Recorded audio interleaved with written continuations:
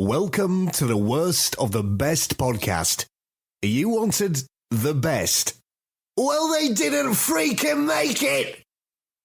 So here's what you get. From Canada, Ryan and Jason.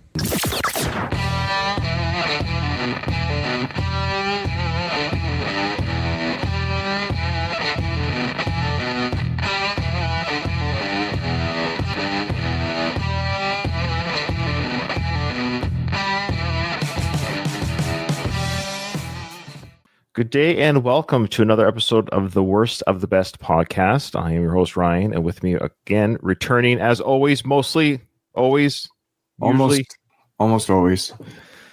Jason, my brother. Jay, how you doing? I'm doing all right. How you doing, man?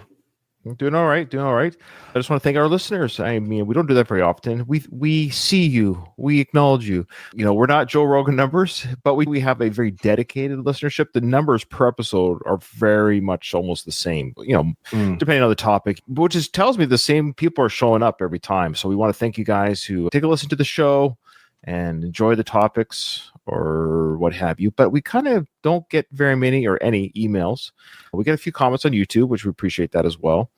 But the emails would be nice to hear from you, to say, hey, I liked your episode on XYZ, or I like to hear you guys cover something else, or not something else because we do a variety of topics, but whatever topic you think we should cover is what I meant to say. But you don't have to. We appreciate your silent listening as well. I listen to a lot of podcasts and I'm a hypocrite and I don't comment and I don't like and I don't say anything. I listen and I enjoy. So I'm being hypocritical by asking you to do that thing, which I don't do. But anyway, it's funny you say that. I had never even thought of that. I don't think I ever respond to anybody. I never say anything. I never upvote, downvote with a thumb, upvote with a thumb. I watch a variety of shows on YouTube as well. I guess maybe forget everything I said and continue just listening. Can I just ask a question? Yeah, why do we not see the thumbs down?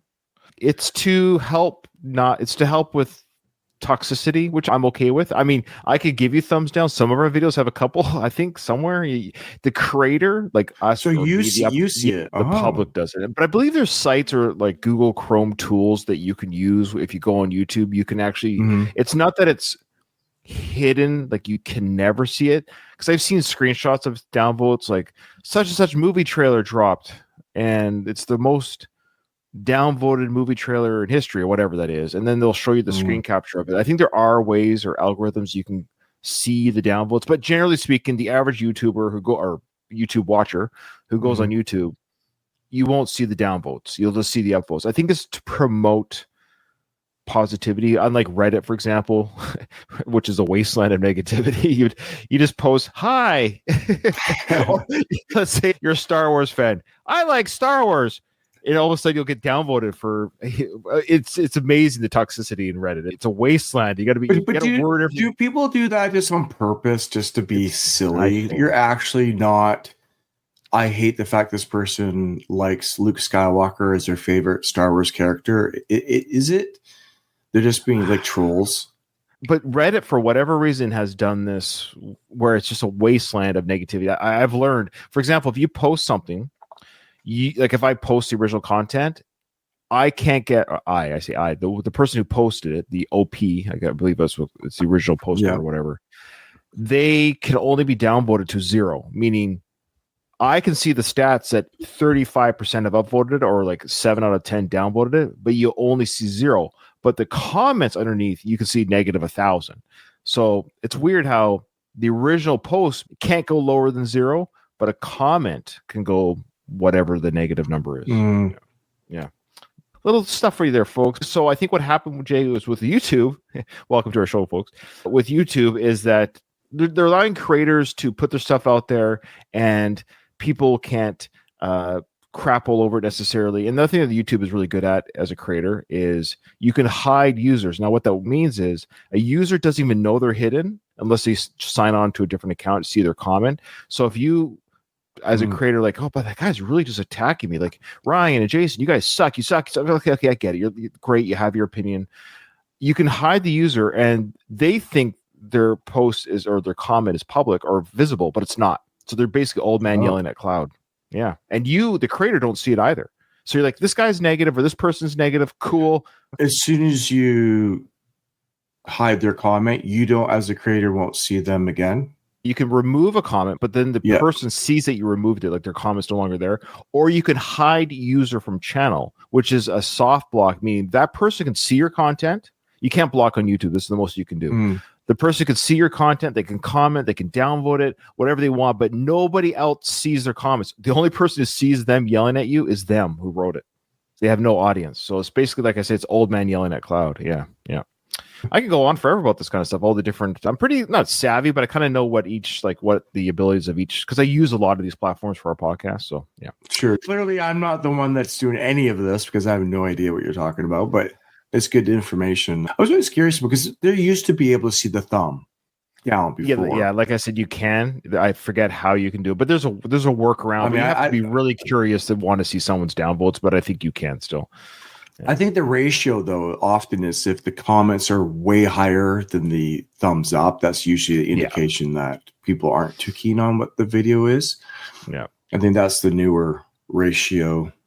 Yeah. Comments and comments versus thumbs up. Okay. Sorry. No, this is good. This is all great, great show banter. This probably won't be a very long episode, so I hope people don't mind. We did a little bit of talking about social media stuff because Jade, last episode that we did, we talked about predictions made in the past. Remember, like the cars wouldn't be around, things like the phone. And people made these bold claims that these things would be either would exist or wouldn't be a thing or just a passing fad. And they were really off the mark. But today is the opposite of that. So guys, strap in. Today we're covering predictions from history that actually did come true. And this is more fascinating because it's very easy to say, sure, we're going to have flying cars in the year 2000. Well, we didn't. We're kind of like, I guess we weren't ready. Like it's nice to think of big things happening in the future. Like we're going to teleport people in the future. I think I just saw something this week that a quantum computer. Yeah. Did you see that article? That it proves that it's possible. Okay. Yeah. Or something like along those lines. Yes. They are working on it. They're working on teleportation. And it's also proving that there are parallel. Oh, that's what it is. No, yeah, it's proving that there are parallel universes. That's actually a thing. Yeah, I heard about that. We probably listened to the same show. Yeah, that's fascinating. I don't know what the calculation was that was given to this quantum computer. Apparently, it's not very big. It's in like a highly cooled area of minus 300 degrees Celsius or something like that. But apparently, it ran a calculation that would take 1 trillion years, but it solved it in a few minutes because it tapped into multiple universes to solve the equation to other computers in other universes. That's the proof, is that in our singular universe, the equation can't be solved. They had to tap into other quantum computers and other existences. I don't know. So, and you know what? It kind of ties in because if I made the prediction 10 years ago that we could have a quantum computer that proves parallel or alternate universes or multiverses, I should say, that's a pretty bold prediction. And it came true. See, now we're talking about mind-blowing predictions indeed from history that indeed came true, that we have anecdotal proof that, yes, this thing exists today, Jay, and people talked about it and or proclaimed that this would be a thing in the future. So here we go. This is fascinating. Long before modern medicine made transplants a reality, the father of modern chemistry, Robert Boyle, predicted their possibility. In the mid-17th century, Boyle theorized that diseases could be cured by transplanting organs from one person to another. It wasn't until 1954, nearly 300 years later, that the first successful organ transplant took place. Boyle also made predictions about painkillers and psychiatric drugs, proving his visionary grasp of medical science. 300 years. I want to preface with all these predictions. It's one thing just to say, we're going to be able to drink a potion, Jason, one day where we become invisible. But what are you basing that in? Like, you can just spout off science fiction type fantasies. Right. And, what I like about these predictions, they're based in some sort of field of study or reality that they're saying, hey, I understand how we could do this, but poor Robert Boyle in 1650, he's like, man, if we could just take that healthy heart from a just dead person who just died from being hit in the head by a horse, and my neighbor has a bad heart, if we could just take that heart and put that, it could work. But they didn't have the tools, but he had the right idea. Yeah.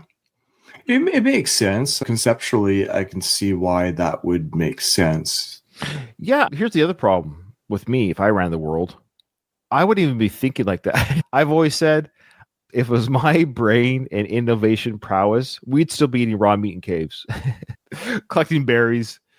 I might look human like we do today. We might evolve, but I don't know, because we'd be still collecting berries and eating meat in caves without even I don't even think I would have thought of fire. To think that fire would be of use, like I need to make a fire. But I suppose as soon as you're exposed to something that has perpetual heat and light, it would probably trigger an idea that if we can somehow harness this, that'd be a good thing to have a heat source. To always have to be confined to just being cold, even though I feel heat over here when there's a forest fire or something like that. You got to hand it to humans. The fact that they created artificial fire, they created matches, a portable fire kit, and that they've been around forever. Matches like that to me is just like the idea, like, hey, we could strike this little stick and create our own little fire. I'm really grateful for smart people, because if it was up to me, I'm just a benefactor. Is that the right word? I just benefit from smart people. I don't add anything to this planet. All right, Jay, you got the next one. So before the convenience of plastic payments existed, novelist Edward Bellamy envisioned a world where cash was replaced by credit cards. In his utopian novel, Looking Backward, the title of the book is Looking Backward, 2000 to 1887. Bellamy described a futuristic society where people use credit cards to access their share of the nation's wealth. His term and concept were remarkably close to the modern credit system that took off in the 1950s.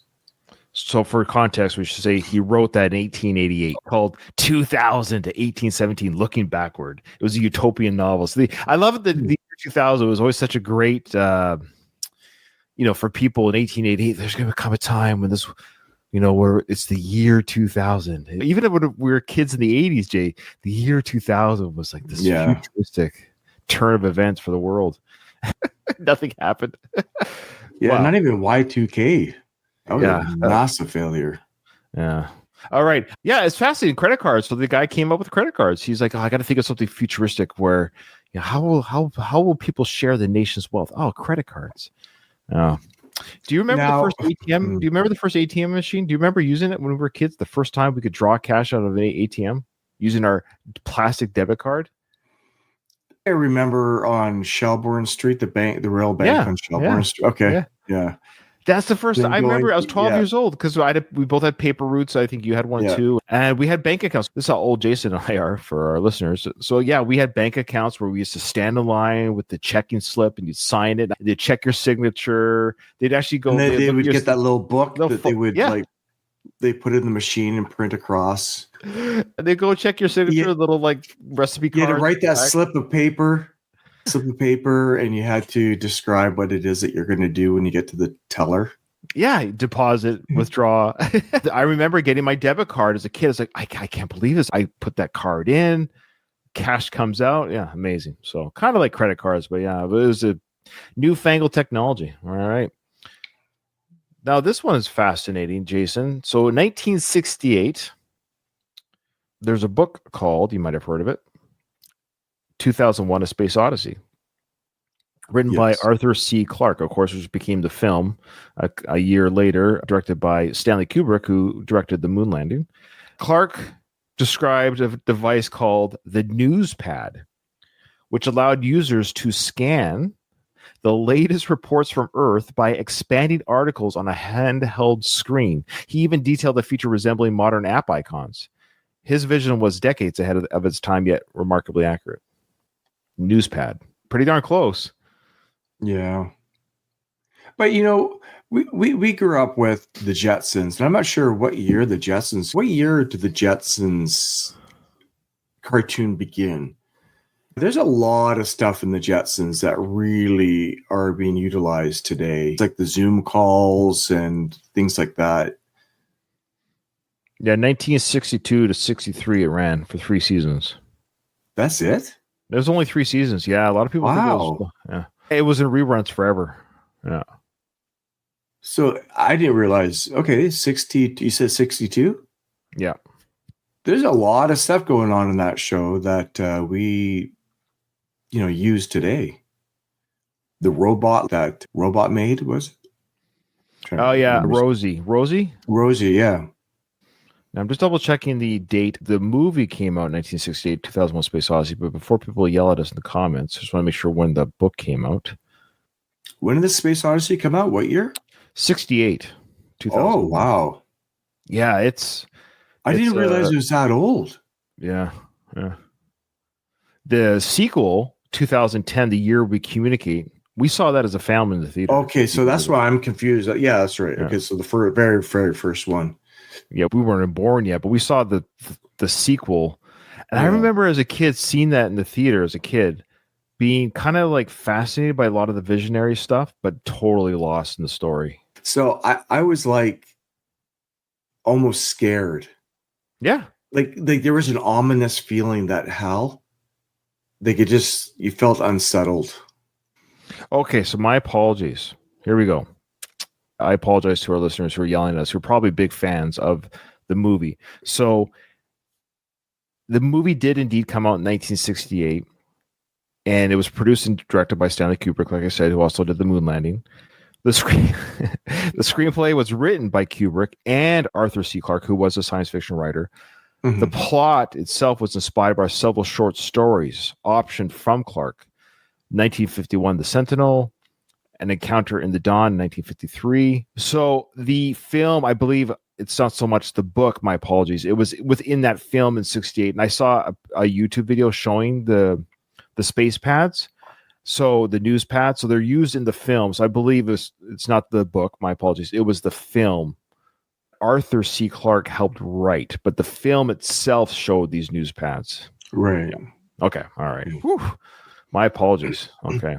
For some reason, I always thought it was based on a book, but it's sort of. Some of the elements of other short stories were brought into the film, but he was part of the screenplay.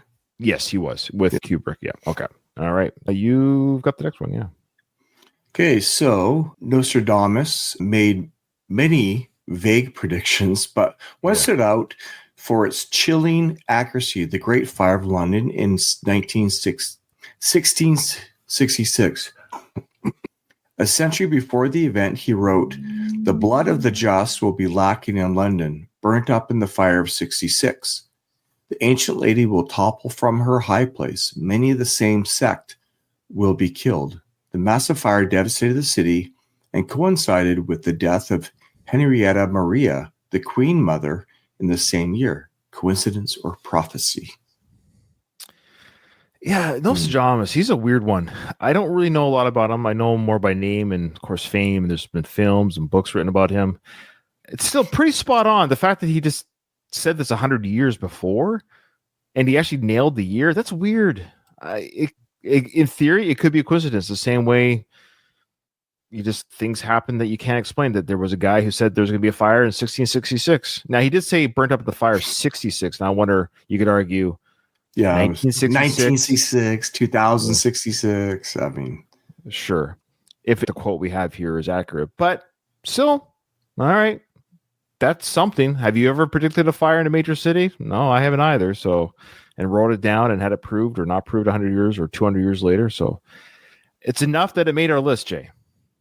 Okay.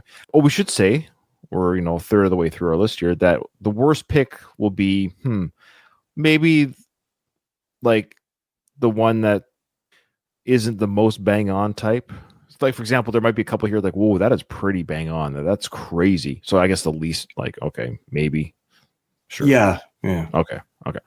There's a few like that. I mean, obviously, take this list with a grain of salt too. You could chalk up everything just to being a coincidence. Yeah, there's no way of empirically proving that this is true. Any of these things are true. Like the idea that someone thought up a a news pad, and the iPad comes out. Okay, well, yeah, that sort of thing. But I think it's still fascinating that people talked about it and these things came true. All right, this next one is kind of a doubleheader. It starts off with the idea that President Barack Obama was foreseen in 1968. So how was that done? Well, sci-fi author John Brunner wrote a novel, Jason, called Stand on Zanzibar in 1968. And in it, he described a future where an American president named Obama led the United States in 2010.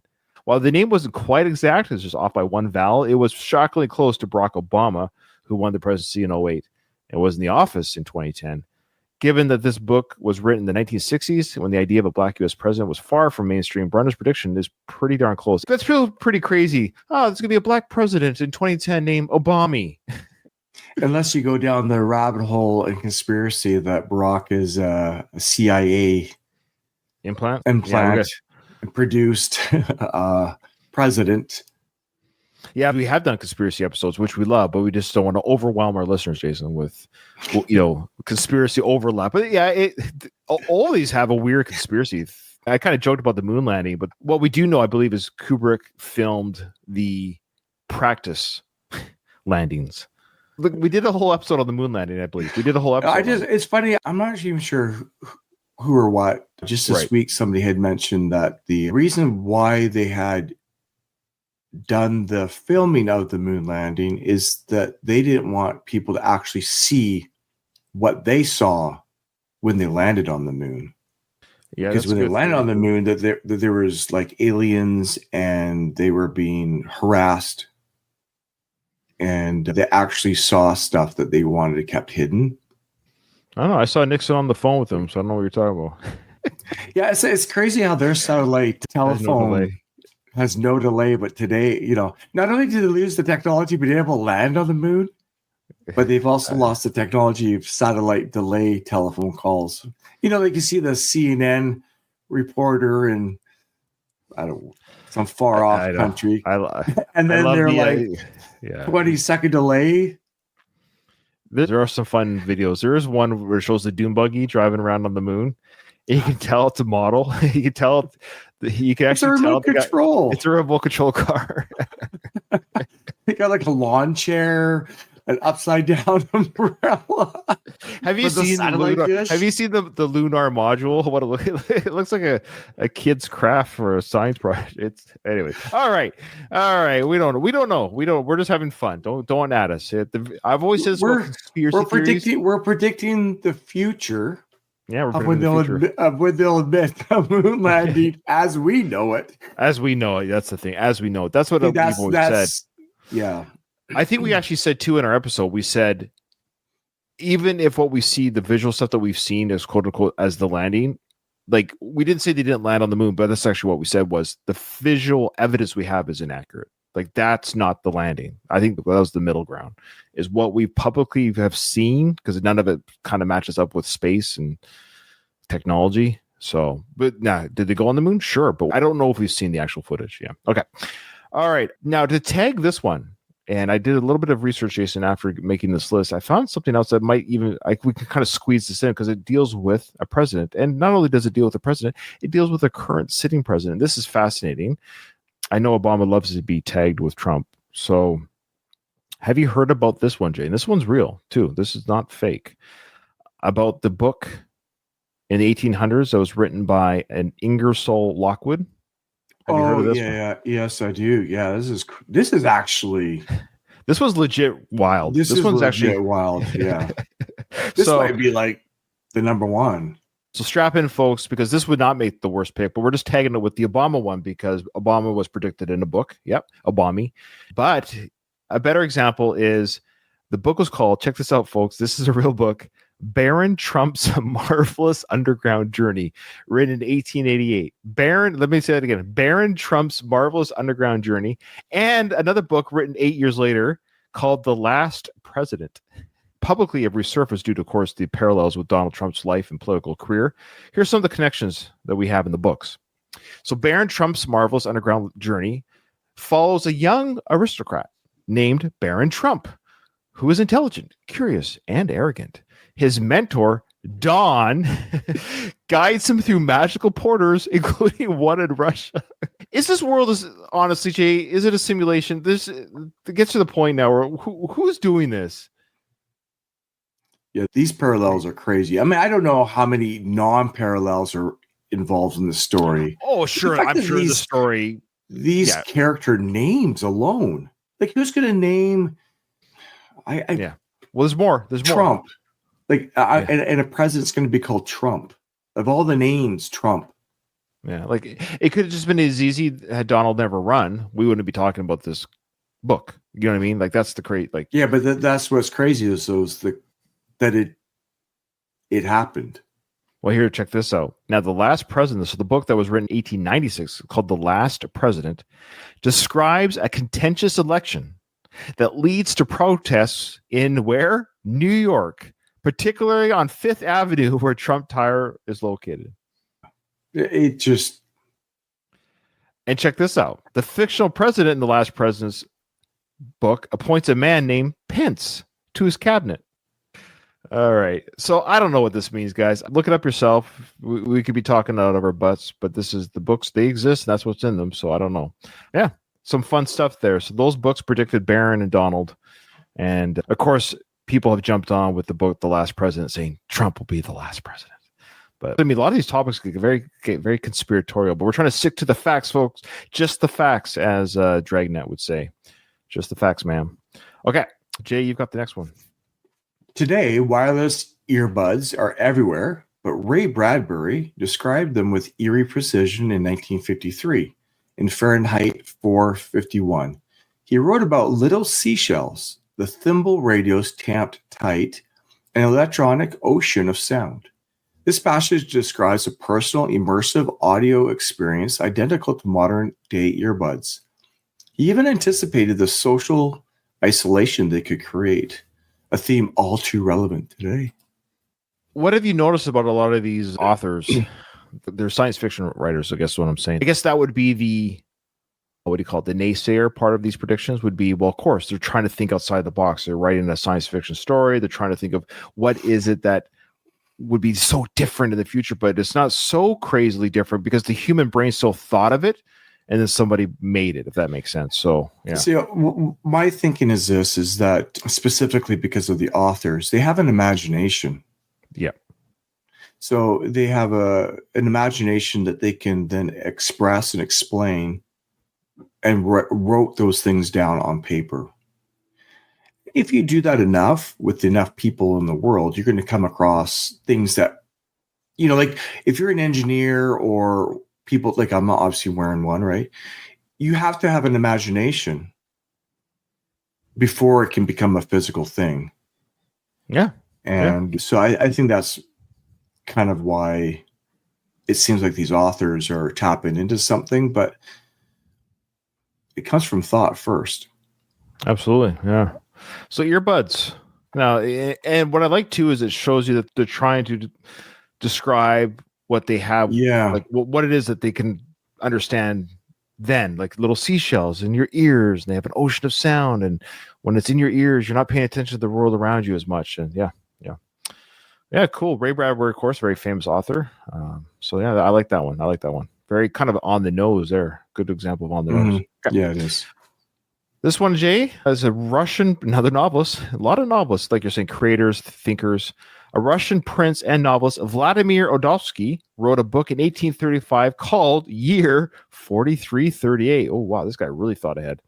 Which imagined a future where people communicated via instant messaging. He described a system where individuals could update others on their lives and thoughts in real time, essentially inventing the concepts of blogging and tweeting long before telegraphs, phones, or the internet even existed. So basically instant updates over a long distance. Hey, buddy, how's the weather in California? Well, it's cold here or it's warm here. How's the weather in Russia? So the idea of instant messaging and instant communication via text and word, 1835, Jay.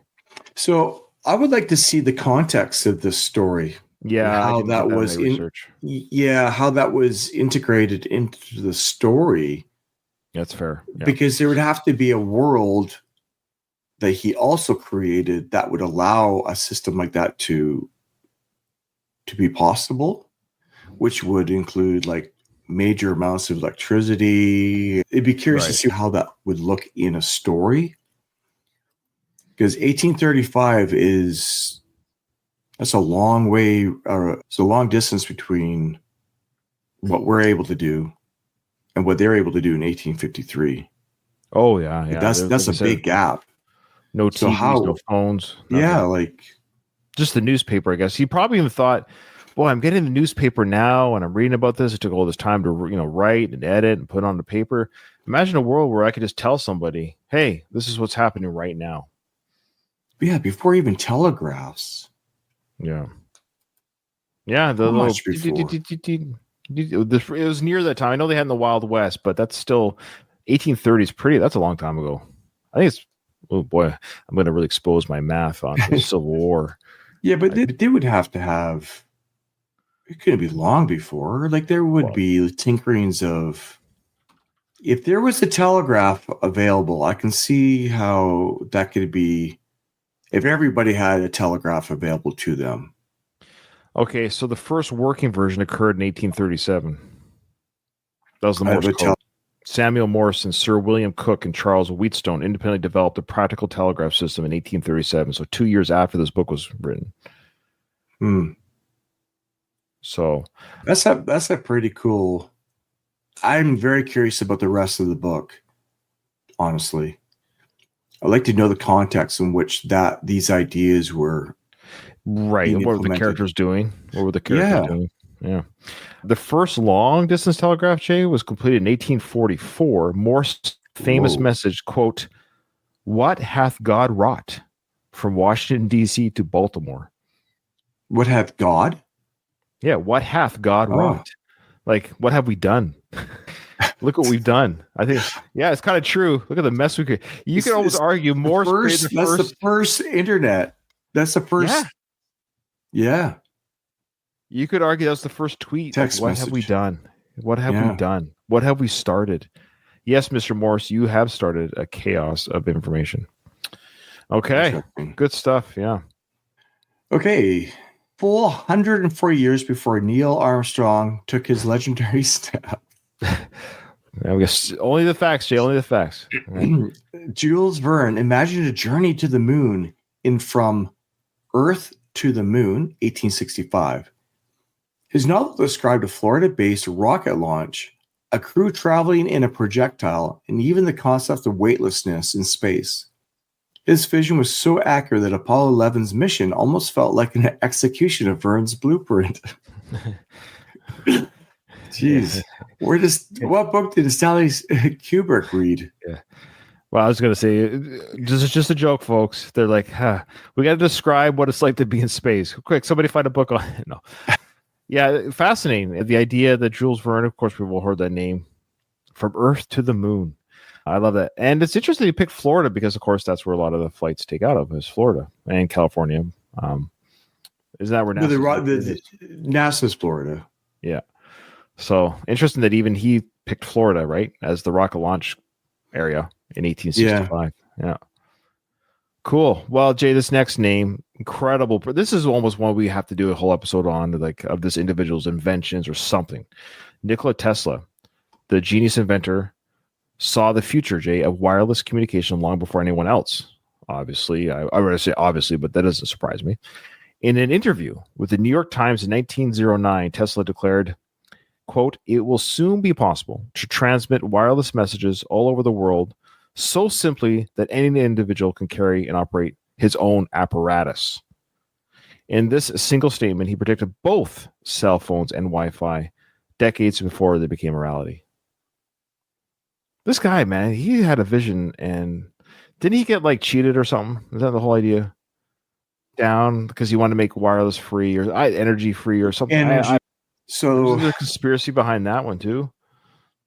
Oh, there's tons with him. And the government took all his papers after he died. They ransacked his house. And they took all his inventions or his writings. And he said there was free energy available. And I believe Westinghouse was the person that he was working with. And he says, if you can measure it, you can sell it. And so Tesla was not a businessman. But other people who were involved with his inventions and stuff were. And they could see a way in which they can market and sell energy versus just allowing people to have access to it. Mm-hmm. That's just one of the... Yeah, fascinating. Yeah, we could maybe try thinking of doing an episode on him one day. We'll see how we can make that work. RJ, you got the last one, a very famous person. Okay, Mark Twain's connection to Halley's Comet is legendary. He was born in 1835, the same year the comet passed Earth. In 1909, he made an eerie statement. I came in with Halley's Comet in 1835. It is coming again next year, and I expect to go with it. Sure enough, on April 21, 1910, one day after Halley's Comet appeared, Twain passed away, just as he had foretold. Oh, wow. So weird. Now, you could argue with that one that maybe he willed his body to die because it was his very own prediction. You could argue something weird like that, but still odd that you would. Such an odd thing to say. Like, I guess he would have been 75. So he's like, I came in with Halley's Comet. It's coming back when I'm 75. I suspect I will pass away when it passes over Earth. And he did indeed. That is weird. Yeah, that is because he might have just done the math with like, hey, I'll be 75. That's a good run. And indeed, he did. That's a fairly good run even for back then, 1910. So, 75 years in 1910 to live that long. That one's pretty spot on. I don't know. That's odd. But it's odd that you would make that statement and it gets recorded. Yeah, why would you? I don't know. I don't know. I guess if I wrote down everything I've ever thought. Sure, I guess. Yeah. I think this, and then I'm just going to write it down, and then eventually something's going to stick. Well, that's what's happened with The Simpsons. A lot of people are like, "Oh, The Simpsons predicted this." Like, no, they have 35 seasons of television, 22 episodes. They're coming up with jokes from politics to devices to technology to actors to. They're just going to hit some things because there's only so many things that so many people can do that they're just going to get things quote unquote right. We could do an episode actually. That'd be another fun one. Things that The Simpsons got right. But the one that really bugs me that people do all the time when they talk about, again, back to Trump showing him coming down the escalator. This is the problem with media or social media and media is that was done by, yes, The Simpsons did do that, but they did it after it happened. They created the cartoon after Trump did it. But a lot of people have conflated that they didn't do it. That's what I hate about that circulation of false information. That's how quickly it becomes fact because people think it was done before, but it wasn't. It's been debunked many times that it was done after he did it. That's why they got it so on the nose. Because anyways. But so be careful, folks. Not every Simpsons prediction is necessarily true. It's just you got to be careful. You got to make sure it was done actually. Was it parodying the thing or was it predicting the thing? There you go. Okay. Yeah. All right. This is fascinating, Jay. I really enjoyed this list. This was sort of hard, sort of easy. I don't want to pick on my pick, but I kind of have to because I kind of feel bad as the President Obama. That one for me is, though it's, I don't know, because the Trump one, the Baron von Trump, and Donald being his mentor, so on the nose that I feel bad that we just didn't present that one. But I found the President Obama pretty. It's pretty on the nose. 2010, Obama was president at that time, and the character was black as well, of course, in the book. And the name is everything but one letter. That's pretty crazy. I don't know. We can go. Should I go over the list one more time, or just so our listeners know what I'm talking about? So we got the transplants, credit cards, iPad, the fire in London, President Obama, earbuds, tweeting or instant messaging, man on the moon, Wi-Fi, Mark Twain and his own death. I don't know. President Obama is pretty. You know what? I'm gonna go with I might go with the fire because I think he just said 66. Now, was it actually 100 years later? So if he's making the prediction in 1666, so if he says that there's a fire of 66, was he talking about that year or was he talking about 100 years later? He didn't say. At least the quote I have. I'm going to go with the Nostradamus fire just because there's too many holes you could poke into that. Okay. Yeah. But there was a big fire. Yeah. Yeah, I'm going to go with the credit cards. Oh, why is that? Because financial interactions and throughout history, it's pretty well documented that people had good records. There are a lot of historical evidence of people keeping track of financial transactions. I buy, wheat off of so-and-so, and in exchange, they gave me a chicken or something along those lines. Yeah. Or somebody owes me I did this and they owe me this. Like there's, like in clay tablets and stuff, or, there are records of people in trade or in commerce for hundreds, if not thousands of years, where transactions have been recorded. Okay. And so the idea that, this card will represent $1,000. Right. And then you can subtract or add to that card, to me, isn't that far-fetched of an idea. Just based on... you're going with the least. Yeah, like that's the least. So things are lining up where this thing could become a thing. Yeah, it doesn't seem like that big of a stretch to suggest that something would represent $1,000 or $10,000, and you can subtract and add to that card on, as you use great. it. Yeah. There you go. Awesome. I like it. No, I like it. Okay. Well, that was fun. A lot of different segues and tangents. I mean, when you're talking about predicting the future, some conspiratorial. We say conspiracy. I hate the term conspiracy theory. I hate that term because conspiracy. Well, that's why they invented it. That's why they invented this. It was invented. It was the government. It was invented. That's not a conspiracy. The CIA to discredit people who questioned the Kennedy assassination. Sure, that's right. Because if you question it, then you're crazy. How dare you not believe our narrative? How dare you believe in not? Yeah, you're looked at as a Looney Tune because you want to look outside the box. You want to question information. How dare you question information? Yeah, the official narrative. How dare you question it? What we're telling you is the truth, and that's always my advice to everyone, with our show included, with the things we brought up. Go investigate on your own. Absolutely, that's the thing. Is Jason and I are not the narrative. We are not official anything. If you hear information, you don't have to get angry. You don't have to get upset.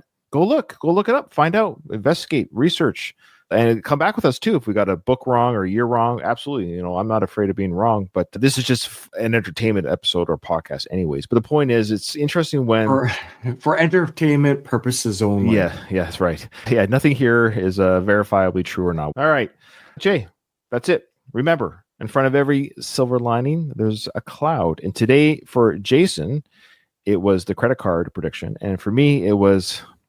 I like your credit card one, but just I was actually surprised. I'm like, I don't know. This was a good list. I think this was actually a good list. It was pretty strong. It was pretty strong. You know what? This happens. You changed my mind. There you go. I agree with you with your arguments. Because even with Nostradamus saying in the year 66, maybe we have to assume, you could argue, well, of course he's talking about the next 66. He's not talking about the one he's living in. So, okay. Yeah, you know what? I like it. I think out of all of these, that was the one that, like, okay, we could sort of see that coming. It's still pretty cool that he talked about it, but it was the one that was coming down the road fairly certain that was coming. So, okay, I agree with you. Yeah, for both of us, it's credit cards. There you go, Jay.